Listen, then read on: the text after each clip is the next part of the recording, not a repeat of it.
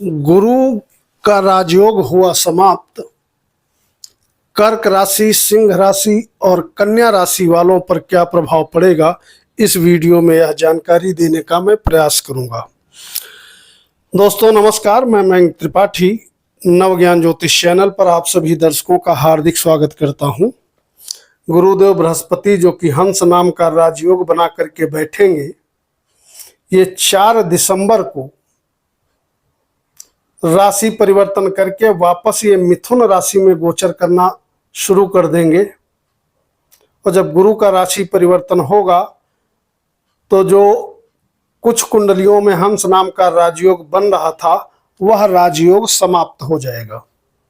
जब राजयोग समाप्त होगा तो कुछ राशियां ऐसी भी हैं जिनके ऊपर थोड़ा शुभ प्रभाव कम पड़ेगा, लेकिन कुछ राशि ऐसी हैं जिनको विशेष लाभ मिलना शुरू हो जाएगा। आज के वीडियो में कर्क राशि, सिंह राशि और कन्या राशि वालों की जानकारी देंगे। यह फलादेश लग्न कुंडली पर लगा करके देखोगे तो सटीकता ज़्यादा मिलेगी, किंतु अगर लग्न कुंडली आपके पास नहीं है तो चंद्र राशि के अनुसार या प्रचलित नाम राशि के अनुसार इस फलादेश को समझिए, उपाय करेंगे थोड़ा फायदा अधिक मिलेगा। गुरुदेव बृहस्पति कर्क राशि वालों की कुंडली में 12वें भाव में दोबारा से गोचर करने जा रहे हैं 4 दिसंबर से, और लगभग 1 जून तक का यहाँ पर 12वें भाव में रहने वाले हैं। जब 12वें भाव में गुरुदेव बृहस्पति गोचर करेंगे तो आपके कुंडली में तो हंस नाम का जो राजयोग ये बना करके बैठे थे, वह राजयोग तो समाप्त होगा, लेकिन आपकी कुंडली में कुछ मामलों में बढ़िया फल फिर भी मिलता हुआ दिखाई पड़ेगा। गुरुदेव 12वें में बैठेंगे तो अगर आप यात्राएं करना चाहते हो, देश विदेश जाना चाहते हो, घूमने फिरने जाना चाहते हो, किसी भी प्रकार से टूरिंग ट्रेवलिंग आप करना चाहते हो, तो आपके लिए समय की चाल बहुत अच्छी रहेगी, इसमें कोई दिक्कत नहीं है। लेकिन भाग्य का मालिक अपने स्थान से चौथे बैठेगा तो ऐसा नहीं है कि भाग्य आपका साथ नहीं देगा। भाग्य स्थान से केंद्र में है, अगर आप काउंट करोगे चौथा भाग्य स्थान से बैठे हैं, तो भाग्य आपका सामान्य तरीके से साथ देगा, उतना बढ़िया साथ नहीं देगा जब जितना बढ़िया हंस राजयोग जब बना था ये तब साथ दे रहा था। तो भाग्य ठीक ठाक आपका साथ देगा, कोई दिक्कत नहीं है। और पंचम प्रभाव जब चौथे भाव पे पड़ेगा तो आपका जो धन है प्रॉपर्टी वगैरह पे खर्च होने के योग बन जाएंगे। मकान वाहन आदि अगर प्लानिंग आप कर रहे थे तो हो सकता है इस अवधि में 1 जून से पहले पहले आप उस पर निवेश करें और मकान वाहन की प्राप्ति आप कर लें। गुरु का यहाँ पर गोचर करना शत्रुओं की निश्चित तौर पे वृद्धि कराएगा। इस चीज के लिए कर्क राशि वाले माइंड प्रिपेयर रखें। तो कोशिश करें इस समय जब तक गुरु आपके 12वें भाव में हैं 1 जून तक, तब तक अनावश्यक शत्रुता न पालें, पहली सावधानी। दूसरी सावधानी, कोशिश करें इस बीच कर्ज न किसी से लें और ना ही कर्जा किसी को आप दें, तो आपके लिए अच्छा रहेगा। बाकी स्वास्थ्य के दृष्टिकोण से कहीं कोई दिक्कत नहीं है, स्वास्थ्य आपका बढ़िया साथ देता रहेगा।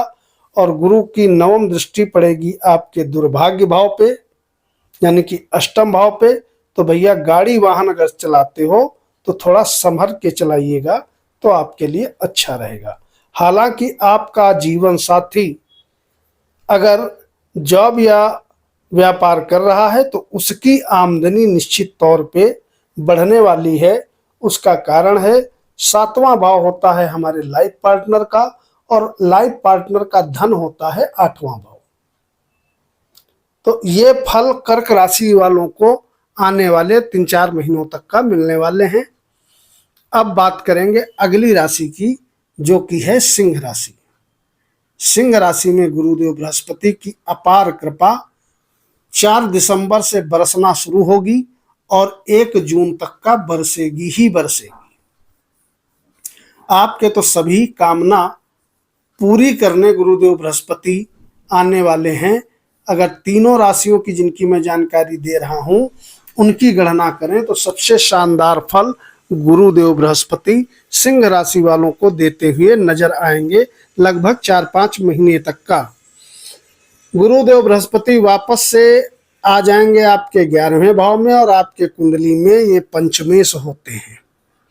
सबसे पहला फायदा आपको ये मिलेगा, अगर आप विद्यार्थी हो तो शिक्षा में, उच्च शिक्षा में प्रचंड रूप से लाभ मिलना शुरू हो जाएगा।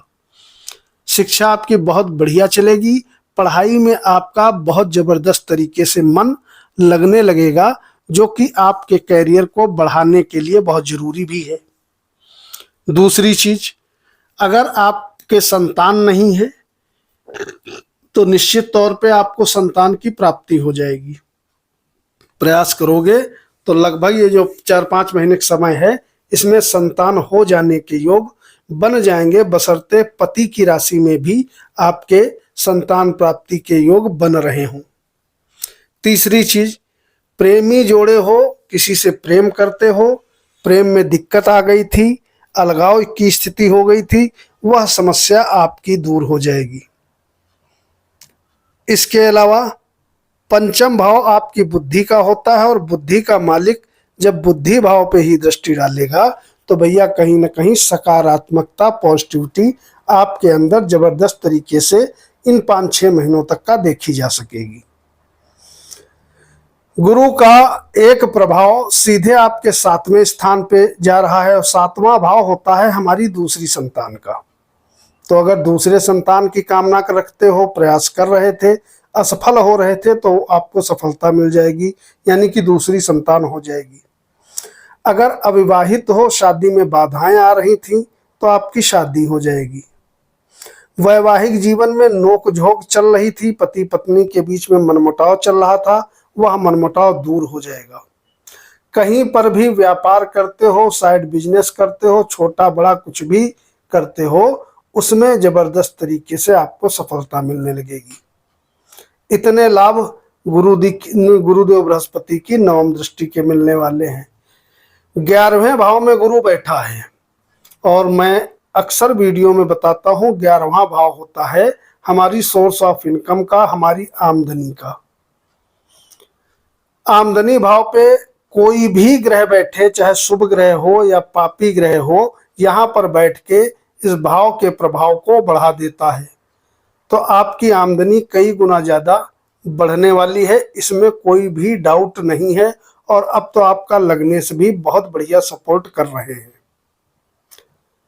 तो अगर कुछ भी काम करते हो तो आपकी आमदनी निश्चित तौर पे बढ़ेगी। और साथ ही साथ पंचम प्रभाव गुरु का पड़ने वाला है आपके 3रे स्थान पे, तो ऊर्जा भी आपकी बढ़ते हुए दिखाई पड़ेगी, जिसके फल स्वरूप आप जो काम करोगे पूरी मेहनत से, लगन से करोगे और आपको सफलता मिलनी ही मिलनी है। छोटे भाई बंधु, नौकर चाकर सभी आपका सहयोग करते हुए नजर आएंगे। इसके बाद अब राशि बची कन्या, तो कन्या राशि में गुरुदेव बृहस्पति ये बैठने जा रहे हैं भैया आपके कर्म भाव पे, और कर्म भाव पे जब ये बैठेंगे चतुर्थेश होकर के, तो आपको भी बहुत बड़ा शुभ प्रभाव गुरुदेव बृहस्पति देने वाले हैं। क्योंकि आपकी कुंडली में एक तो एक सुख समृद्धि के मालिक भी गुरुदेव होते हैं और साथ ही साथ गुरुदेव बृहस्पति सप्तमेश भी होते हैं। कन्या राशि वालों के कुंडली में कर्म भाव पर बैठ करके ये आपके कार्य क्षेत्र को बढ़ाने का काम करेंगे।